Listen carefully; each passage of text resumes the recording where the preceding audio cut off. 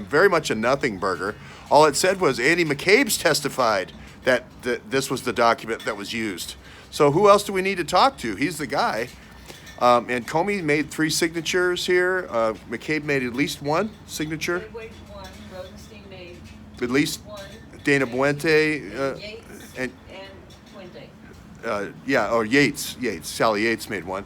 So, all I can say is this is, you got to release the PP FISA. Release the FISA is the next hashtag.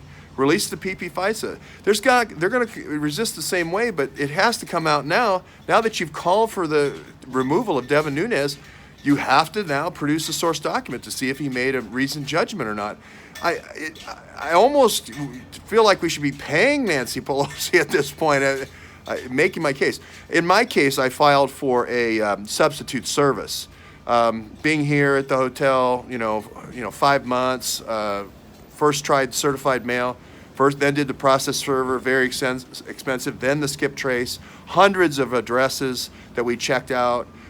Then with task force the last 2 months, trying to go to all the addresses, anybody who knew him, try to find him, to serve him. At this point, I'm going to invoke Rule 4C.